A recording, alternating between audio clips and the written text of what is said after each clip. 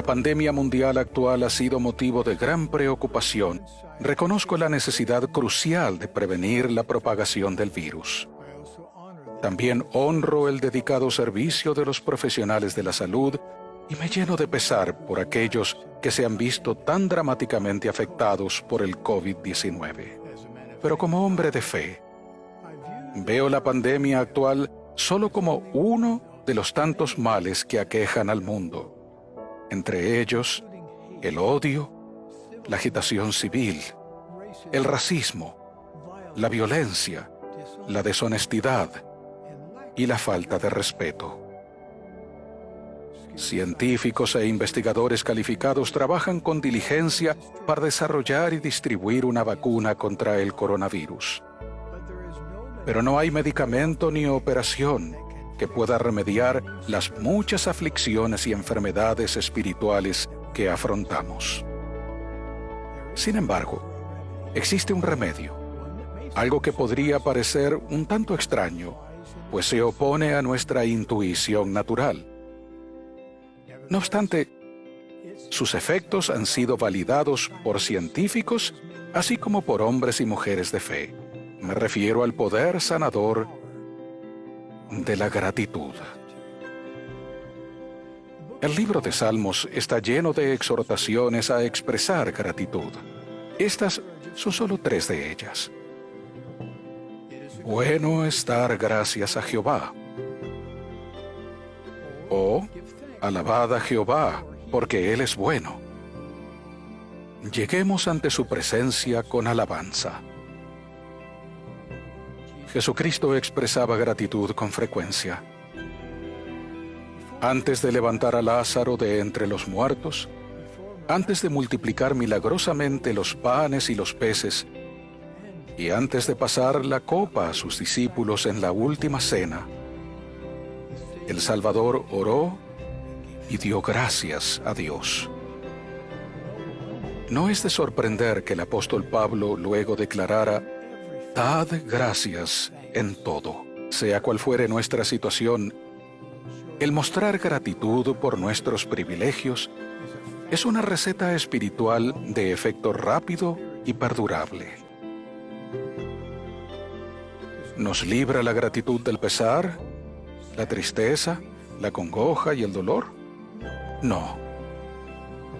Pero sí calma nuestros sentimientos. Nos da una mayor perspectiva del propósito mismo de la vida y de sus bondades. Todos podemos dar gracias por la belleza de la tierra y la majestuosidad de los cielos, que nos dan una idea de lo vasto de la eternidad. Podemos dar gracias por el don de la vida, por nuestros admirables cuerpos y nuestras magníficas mentes que nos permiten crecer y aprender. Podemos dar gracias por el arte, la literatura y la música que nos nutren el alma. Podemos dar gracias por la oportunidad de arrepentirnos, empezar de nuevo, hacer restitución y forjar carácter. Podemos dar gracias por nuestras familias, amigos y seres queridos. Incluso podemos dar gracias por nuestras pruebas, de las que aprendemos cosas que de otro modo no aprenderíamos. Unámonos en agradecimiento a Dios mediante la oración diaria. Jesucristo enseñó a sus discípulos a orar expresando primero gratitud a Dios para luego pedirle las cosas que necesitemos. La oración produce milagros. Dios te bendiga. Que el Señor Jesucristo te dé gracia, misericordia, paz y valor para seguir viviendo los tiempos que estamos viviendo. Yo quisiera invitarte, en el mensaje de media semana estamos concentrándonos en diferentes aspectos de la vida de nuestro Señor Jesucristo y algunos de sus títulos. Y hay uno en particular que a mí me llama mucho la atención. Jesús era un carpintero y en muchos sentidos lo sigue siendo. Y yo quisiera que, tomando ese concepto, miráramos lo que la Escritura dice y viéramos cómo Jesucristo es el carpintero que está edificando tu vida de una manera que traiga gloria y honra a su gran nombre. Hay un verso de la palabra que quiero leer, se encuentra en Marcos capítulo 6, el verso 3. Dice allí la palabra de Dios: ¿No es este el carpintero, hijo de María, hermano de Jacobo, de José, de Judas y de Simón? ¿No están sus hermanas también con nosotros? Y se escandalizaban de él. Jesús el carpintero. Vamos a orar. Padre amado, en el nombre glorioso de nuestro Señor Jesucristo, venimos ante ti. Y te pedimos, oh soberano Señor, que tú nos hables a través de tu palabra. Oh Señor, danos un vistazo, un vislumbre de tu gloria. Tú que eres el gran carpintero que sigues haciendo una obra gloriosa para exaltar tu nombre y traer gloria al nombre glorioso de nuestro Padre Celestial. Así que háblanos, Señor, y ayúdanos a recordar de que nuestras vidas están en tus manos expertas y allí también tú cumples tus propósitos. Te pedimos todo esto, Espíritu de Dios, ayúdanos a exponerlo en el nombre poderoso de nuestro Rey Jesucristo. Amén, amén y amén. Por muchos años, Josh McDowell era un ateo que tenía un particular disgusto hacia la religión. De hecho, su sueño era poder tener el tiempo para sentarse a escribir un libro que finalmente mostrara lo fraudulento que era la religión y específicamente el cristianismo. Él pensaba que el cristianismo era una farsa. ¿Cómo es eso de que un hombre muere y se levanta y resucita? Y él pensaba que la iglesia en realidad era toda una organización humana sin ningún sentido religioso espiritual. Pero a medida que él empezó a hacer su trabajo investigativo para escribir su famoso libro que iba a demostrar que el cristianismo era un fraude, él empezó a considerar las evidencias históricas acerca de nuestro Señor Jesucristo. Y él empezó a darse cuenta que el Señor Jesucristo, de pronto ante sus ojos comenzó a emerger como una figura histórica válida. Y no solamente eso, el asunto de su deidad empezó a meterse dentro de su conciencia y él llegó a considerar las evidencias hasta tal punto que Josh McDowell llegó a darse cuenta que Jesucristo no había sido un farsante. Jesucristo evidentemente había sido lo que él dijo que era, el Hijo del Dios viviente. Él terminó escribiendo varios libros. Uno de ellos, uno de mis favoritos, que él me autografió una vez que le conocí personalmente, se intitula Evidencia que demanda un veredicto, donde él considera las evidencias históricas acerca de la resurrección de Jesucristo y muestra la contundente conclusión de que Jesucristo evidentemente, históricamente basado y probado, sí resucitó entre los muertos.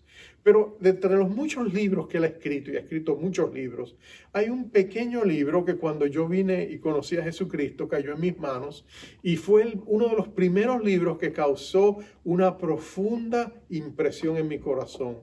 El libro se llamaba Más que un carpintero. Y hablaba de Jesús de Nazaret, el humilde carpintero de Nazaret, y cómo él era más que un mero carpintero, él era el Hijo del Dios viviente. Pero a mí lo que me atrajo, lo que llamó mi atención, fue esta imagen de Jesús como carpintero. Yo nací en un pueblo muy pequeño en mi país y dentro de ese pueblo crecí en una barriada bien alejada de la ciudad, donde realmente existía solo una carretera que cruzaba y unía dos ciudades. Una se llamaba Vega Baja, la otra se llamaba Vega Alta. Yo por eso bromeo y digo que nací en Las Vegas. Pero cuando yo era niño, tuve la oportunidad desde muy jovencito de ir a nuestro pequeño pueblo. Y yo recuerdo siendo un niño de unos 5 o 6 años, parado en el centro de la plaza de recreo de mi pueblo, mirando lo que a mí me pareció una estructura como nunca antes había visto, y era el municipio. Era el edificio donde estaba el alcalde y todo lo demás. Era el edificio más alto que yo había visto en mi vida y yo miraba para arriba y me impresionaba. Luego daba una media vuelta y miraba al otro edificio que estaba al otro lado de la plaza y allí estaba la iglesia católica, que era otro edificio también sumamente impresionante. Y yo recordaba y esas dos edificaciones y pensaba, wow, ¿cuántos carpinteros habrán tenido que usar para hacer un edificio de esa magnitud? Bueno, en aquel tiempo a mí me parecían impresionantes. Los años pasaron, tuve que viajar. Hoy vivo en la ciudad de Nueva York, la ciudad de los grandes rascacielos. Y cuando yo regreso a mi pequeño pueblo, aquellos dos edificios me parecen tan pequeños ahora. Pero lo cierto es que siempre me ha impresionado la capacidad humana de construir, de hacer grandes edificios, de hacer grandes edificaciones. Y en el hecho de que dentro de la esencia de todo lo que se construye, siempre está la mano de carpintero, ¿no es cierto? Pero la Biblia dice que Jesús era un carpintero. La Biblia lo muestra con claridad. En la cultura judía del tiempo de Jesús, cuando un joven alcanzaba la edad de 15 años, oficialmente entraba como aprendiz al negocio de su padre. Entonces es muy probable que a los 15 años, aunque Jesús seguramente pasó toda su vida aprendiendo de su padrastro José, verlo trabajar, tomando ideas, pero a los 15 años oficialmente, desde ese día, él empezó a trabajar con su padre todo el día, haciendo lo que su padre hacía y aprendiendo de él. Si la tradición cristiana está en lo correcto, cuando dice que Jesús tenía 19 años cuando José murió, eso significa que él solo tuvo 4 años de aprendizaje para luego pasar los próximos siguientes 15 años como el carpintero de Nazaret. Y Jesús sin duda que aprendió mucho en ese tiempo y él tomó el control de lo que hubiese sido el negocio de su padrastro José, y siendo el principal proveedor de su familia ahora, siendo el hijo mayor, habiendo perdido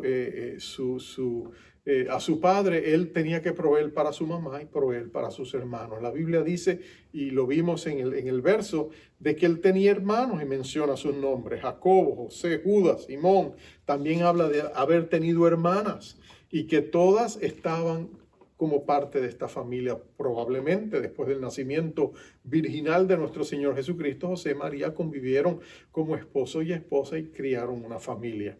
Eso es lo que la Biblia dice con toda claridad. Pero mira esto, ¿qué hacía un carpintero en el tiempo de Jesús? ¿Qué clase de carpintero era? Bueno, tienes que entender que los carpinteros, la obra de carpintería en el tiempo de Jesús era una labor ardua.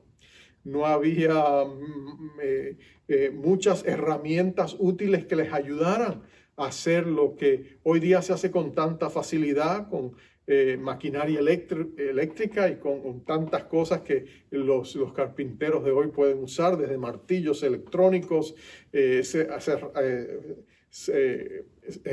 sierras para cortar eléctricas y todo lo demás. Todo se hacía a mano. Si ellos querían hacer algo, tenían que ir al bosque, cortar el árbol y hacer lo que tuvieran que hacer para las personas que se lo pedían. Y los carpinteros del tiempo de Jesús hacían arados para arar la tierra, hacían los yugos donde ponían los bueyes, lo que significa que ellos tenían que medir los bueyes y hacer el yugo para que encajara en ellos. Ellos hacían techos en las casas, ellos hacían puertas, hacían mesas, gabinetes, hacían herramientas de labor para el campo, ellos hacían vigas de construcción, ellos hacían todo el trabajo de madera que era importante hacer. Interesante que la madera en el tiempo de Jesús era costosa. Las casas no se edificaban de madera, usualmente se hacían de piedra, pero también se usaba la madera para hacer las terminaciones y para cosas muy importantes. Así que como tú puedes ver, el trabajo del carpintería era importante, y lo que usualmente pasaba era que el carpintero no solamente era diestro trabajando con la madera, también tenía que aprender a trabajar con piedra, porque la mayoría de las casas en el tiempo de Jesús eran hechas de piedra. Y entonces no solamente era la carpintería, la albañilería usualmente era parte de la labor del carpintero. Él tenía que saber cómo cortar piedra, cómo acomodar piedra. Si tú vas hoy a lo que es todavía la antigua Jerusalén, tú vas a poder ver que muchas de las construcciones eran de piedra. Han estado ahí por siglos, fueron edificadas con piedra, porque en ese tiempo y en esos lugares se utilizaba mucho la piedra porque la madera era muy costosa. Pero ¿qué clase de carpintero era Jesús? Bueno, sabemos que siendo carpintero, sin duda que era un hombre fuerte. Sabemos que tenía manos recias porque trabajaban constantemente con sus manos, sin ningún tipo de maquinaria que le ayudara. Tenían que hacerlo todo por la fuerza bruta. No solamente eso, seguramente Jesús tuvo muchos encuentros con astillas en su carne. Jesús tuvo que sacarse astillas de su carne. También sabemos que él era un trabajador meticuloso, responsable y sin duda sumamente creativo. Jesús miraba las cosas y se acercaba a ella y las hacía con excelencia. Él era el hijo del carpintero y ahora el carpintero. Todos los vecinos lo reconocían, sabían que él trabajaba, que esa era su labor y posiblemente que era un excelente trabajador. Pero cuando Jesús inaugura su ministerio, cuando cumple cerca de los 30 años y el Espíritu de Dios le indica que es hora de él dejar el martillo y la sierra a un lado y comenzar ese ministerio, tú pensarías que la obra de Jesucristo no tenía nada que ver con la carpintería. Pero yo quisiera sugerirte en esta preciosa oportunidad que Jesucristo siguió siendo un carpintero, que la obra de él era espiritual, pero era también de carpintería, que Jesús iba a estar edificando una colosal catedral de piedras vivas. La Biblia lo llama así, la iglesia de Jesús. Y que él estaba edificando usando la pericia espiritual, usando esos principios que él había aprendido en su oficio de carpintero y que ahora los estaba usando en la construcción de vidas que él transformaba y cambiaba para hacer de casas desbaratadas, horripilantes, de casas que estaban desvencijadas, que estaban caídas, las levantaba y las transformaba en lugares gloriosos y maravillosos. Las vidas de la gente eran los proyectos de construcción de Jesús. Hay un hermano en nuestra iglesia que yo aprecio mucho.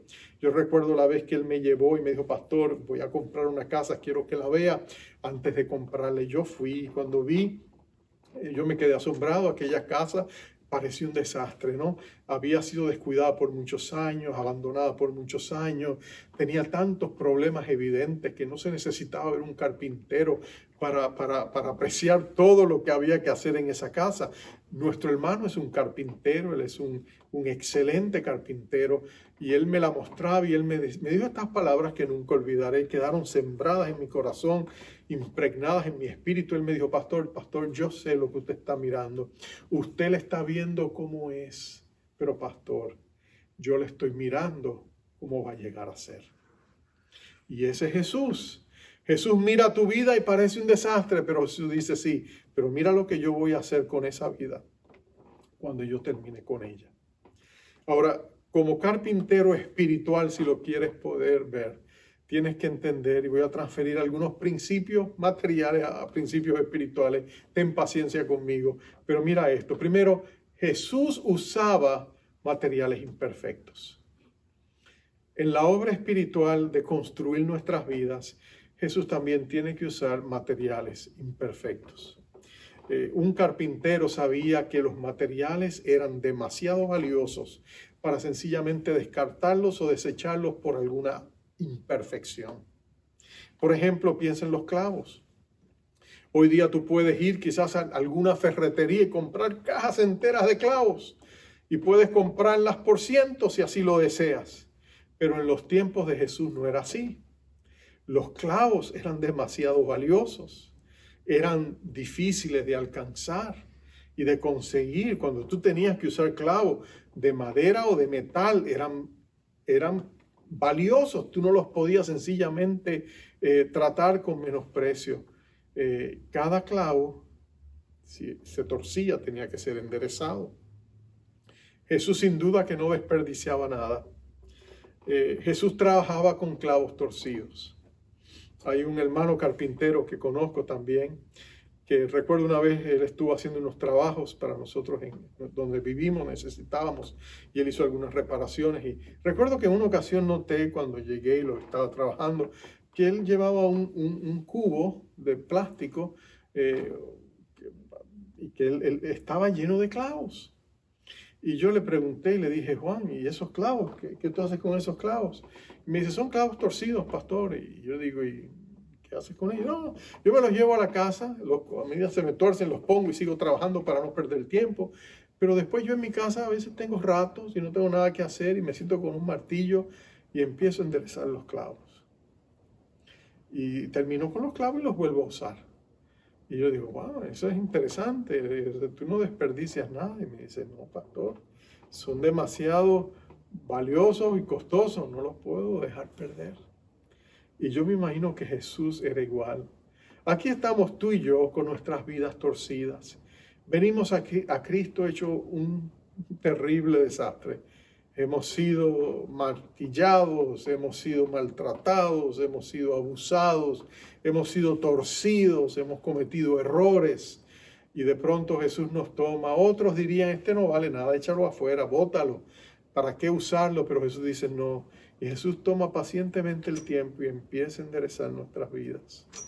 Empieza a transformarnos desde adentro hacia afuera. Ese es Jesús. Y nosotros nos damos cuenta de que Jesús nos transforma. ¿Y cómo podemos estar seguros de eso? No, porque Jesús lo hizo cuando estaba en su ministerio. Los discípulos de Jesús eran clavos torcidos también, como tú y como yo.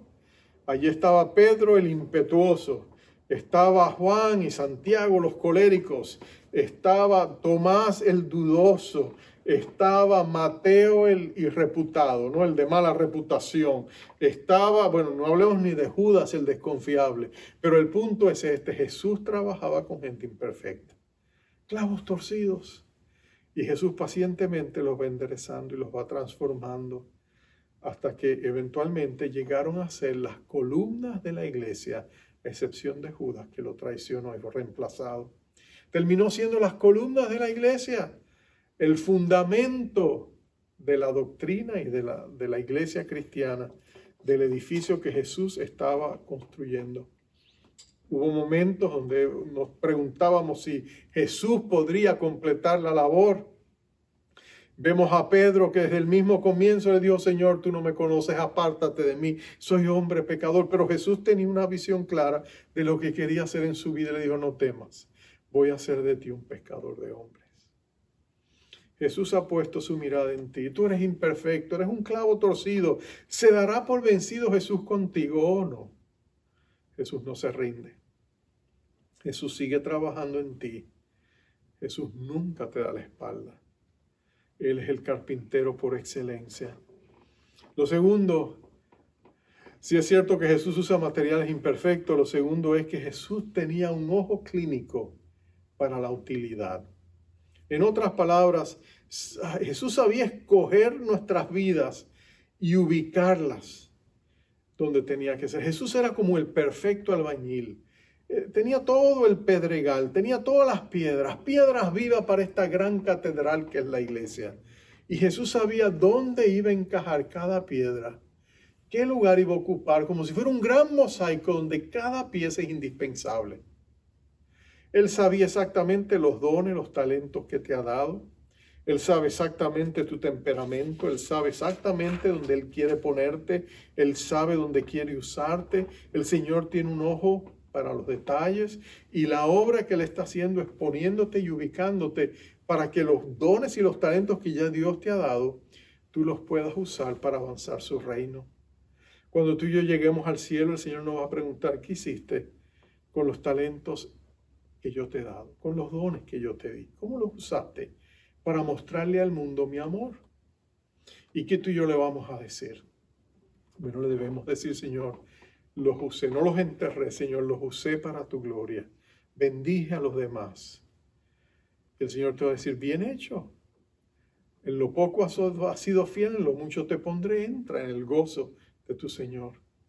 Y tú y yo le damos al Señor, aunque sea imperfecto, lo mejor que podemos donde Él nos pone a trabajar. Recuerdo cuando estaban haciendo una de las grandes catedrales en Francia. Y cuenta uno de los historiadores que estaban trabajando dos hombres en una de las grandes torres. Y estaban trabajando en la parte interior, no la visible. Y entonces uno de ellos estaba haciendo un trabajo mediocre. Y entonces le dijeron, oye, pero acuérdate, esto es una catedral. Y él le dice, no, pero ¿quién va a mirar lo que yo estoy haciendo? Miran de abajo, no van a poder ver lo que yo estoy haciendo aquí arriba, detrás de esta pared. Y entonces uno de los que estaba trabajando con él le dijo, sí, pero acuérdate, nosotros estamos trabajando para Dios. Esto es una catedral. Dios se merece lo mejor. Jesús le dijo a Pedro, yo edificaré mi iglesia y las compuertas de los infiernos no prevalecerá contra ella. Eso te quiere decir que Jesús iba a levantar una iglesia tan gloriosa, tan poderosa, que sería una fuerza arrolladora, que las mismas puertas de los infiernos no podrían detener el avance arrollador de la iglesia de Jesucristo. Eso te habla a ti de calidad espiritual. Y lo que Dios está por hacer cuando traiga su avivamiento y establezca su reino sobre nuestras vidas, como hemos estado orando y esperando, Dios va a hacer una obra gloriosa también. Ahora termino con esto. Sí, Dios usa materiales imperfectos. Sí, Dios es el gran albañil que pone las piedras y pone los mejores materiales y los ubica donde se necesitan. Él sabe escoger la madera y poner las vigas donde más se necesitan. ¿Qué madera se necesita para tal o cual cosa? Cristo sabe cómo hacerlo. Pero también Jesús está haciendo una obra imperecedera. La calidad de su obra es gloriosa, porque Jesús no está haciendo una obra que dure solo mucho tiempo, que dure hasta que se acabe. No, Jesús está edificando para la eternidad. Lo que Dios está haciendo en tu vida hoy, como el gran carpintero que Él es, está haciéndolo porque Él está pensando cómo tú le vas a servir a Él en la eternidad. Hay ministerios que Dios está creando en ti para que en la eternidad tus dones y tus talentos, tu llamado, que es eterno, sea cumplido. A veces tú y yo nos preguntamos, ay Señor, pero ¿por qué tantos martillazos? Sé que es el clavo, ¿no es cierto? ¿Por qué tantos golpes? ¿Por qué tantas pruebas? Oh, pero déjame decirte, es porque Cristo está forjando algo maravilloso y necesita tu vida allí puesta de una manera firme para que no se salga de su lugar. La obra de Cristo es eterna y nosotros podemos confiar en Él. Y lo más glorioso de todo es que Jesús en el cielo, aparte de su trabajo de intercesor, Él le dijo a los discípulos en Juan capítulo 14, verso 2, en la casa de mi Padre muchas mansiones hay. Si así no fuera, yo os lo hubiera dicho. Voy pues a preparar lugar para vosotros. Cristo está preparando moradas. Otras versiones dicen mansiones para nosotros. ¿Cómo será la mansión que Cristo te está preparando? Siendo Él un carpintero por excelencia. Bueno, yo no sé, pero yo te puedo decir esto. Lo que yo te puedo decir es que lo que Cristo esté haciendo por ti ha de ser maravilloso. Sin duda que será una casa que reflejará tus gustos, tus valores, quizás tus sueños que no llegaste a realizar, pero que te hubieran gustado realizarlos. Y quizás en esa morada que Dios te está preparando, va a estar abriendo lugar para sorprenderte, para que cuando tú llegues allá te quedes asombrado. Cómo Dios te ama, cuán grande es su amor, aún en los detalles. El cielo será un lugar de detalles, donde aún las lágrimas nuestras serán limpiadas, serán quitadas, serán apaciguadas, porque Dios nos concederá las peticiones de nuestro corazón.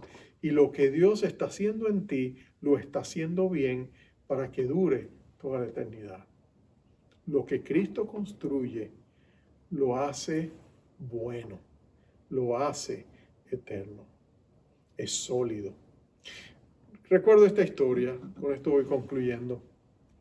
En la ciudad de Galveston, en Texas, era una ciudad costeña, todavía está allí. Y cuando venían los huracanes, lo que siempre sucedía es que la marea subía, se cruzaba y arrasaba con toda la ciudad de Galveston. Así que en un tiempo, los patriarcas de la ciudad decidieron contratar a uno de los más cotizados ingenieros para que edificara un muro de contención que pudiera detener la marea cuando se crecía en los huracanes. El hombre fue y dedicó un gran tiempo, pero edificó una muralla que todavía está allí, que básicamente es una muralla era un muro de contención contra la marea en tiempos de huracán. Él hizo el proyecto, lo concluyó y se movió a la costa oeste de Estados Unidos con otros proyectos. En una ocasión le llegó un mensaje donde él estaba trabajando, uno de sus asistentes viene y le dice, mira, hubo un huracán en Galveston y dice que destruyó la ciudad, se cayó el muro. Y él pensó que este hombre, su nombre era Jorge W. Bushki, y él pensó que este hombre iba a decir, oh, qué terrible, ¿no? El hombre lo miró y se echó a reír y dijo, son mentiras. Cuando hice la muralla, la hice para que permaneciera. Y así fue. Después resultó que había sido un error, que la muralla no había sufrido daño, pero él estaba seguro porque él sabía lo que había construido. El Señor Jesucristo está seguro de lo que Él hace.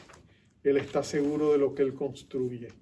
Él sabe que la obra que ha comenzado en ti la perfeccionará hasta el día de su regreso, de su venida. Tú puedes tener la seguridad. Tú puedes decirle a Jesús, Señor, carpintero de mi corazón, termina y perfecciona la obra que has comenzado en mí. Jesús está haciendo la obra, pero también requiere que nosotros hagamos la nuestra. Cuando Jesús terminó el Sermón del Monte, ese glorioso sermón, el manual del discipulado, Jesús terminó con una parábola. Él le dijo, el que escucha mi palabra y la obedece, la guarda, es semejante a un hombre que edificó su casa sobre la masa de roca. Cuando vino la tormenta y vinieron los ríos, trataron de dar contra esa casa, pero no se cayó porque estaba edificado sobre el fundamento sólido de lo que yo les había enseñado. Pero hay de aquellos, dijo Jesús, otros edificaron también, no escucharon mi palabra, no obedecieron mi mandato y decidieron edificar sobre la arena sin un fundamento sólido. Y cuando vino la tormenta, cuando vinieron los ríos, cuando vino las inundaciones, dice, todo se vino abajo y fue grande su ruina. Perdón, porque no habían edificado como Dios quiere que edifiquemos. ¿Cómo estás edificando tú? ¿Cómo estoy edificando yo?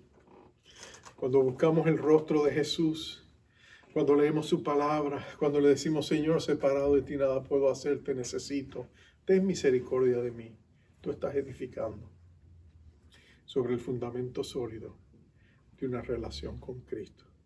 Basta con que tú lo busques, Él es la vid verdadera, Él te va a suministrar la vida que tú y yo necesitamos. Nuestro trabajo es recibirlo. Jesús es el gran carpintero. La obra que ha empezado en ti la va a perfeccionar. Vamos a orar.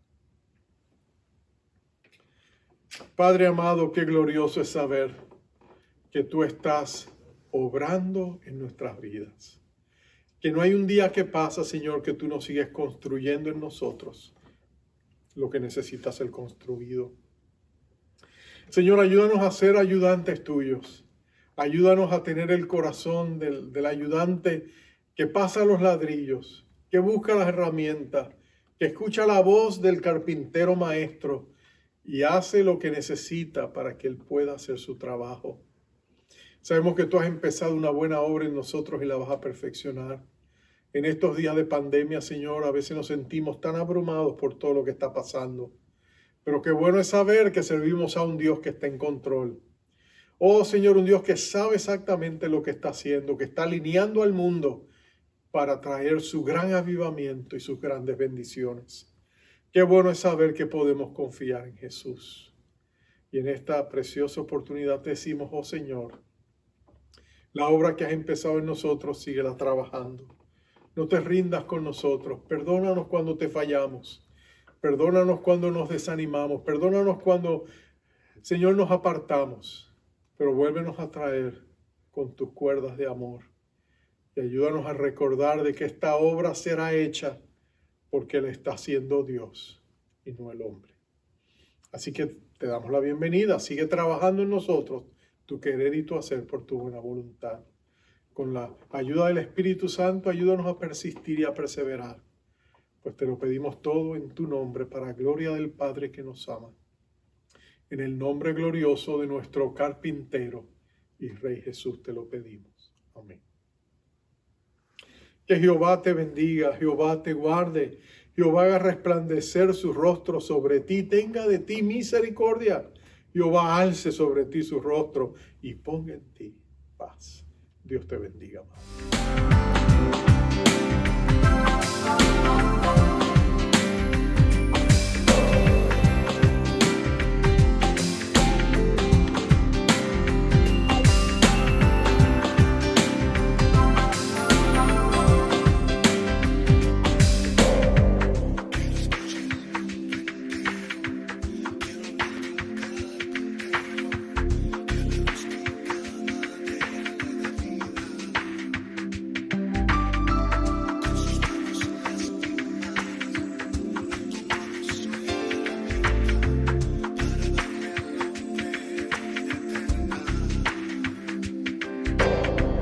Le llaman Jesús y algunos buscan dónde está su taller, porque quieren darle otra forma a sus vidas. Han oído que Él ha transformado muchos rostros tristes allá en su taller, y han llevado sus corazones para que Él los repare. Él anda por las calles buscando dónde poder trabajar. No busca salario, solo quiere al hombre poder restaurar. Ya no sigas perdiendo el tiempo, date hoy la oportunidad y dale valor a tu vida, que el carpintero esperándote está. ¿Por qué no traes tus pedazos al taller del mejor carpintero?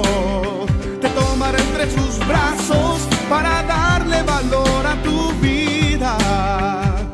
Carpintero, tú que cambias el llanto en sonrisas, deposito en tus manos mi vida, que se haga tu voluntad. Carpintero, oh, oh, oh. Carpintero, oh, oh, oh. Él anda por las calles buscando dónde poder trabajar. No busca salario, solo quiere al hombre poder restaurar. Ya no sigas perdiendo el tiempo, date hoy la oportunidad y dale valor a tu vida, que el carpintero esperándote está. ¿Por qué no traes tus pedazos al taller del mejor carpintero? Te tomará entre sus brazos para darle valor a tu vida. Carpintero, tú que cambias el llanto en sonrisas, deposito en tus manos mi vida, que se haga tu voluntad. Carpintero, oh, oh, oh. Carpintero, oh, oh, oh.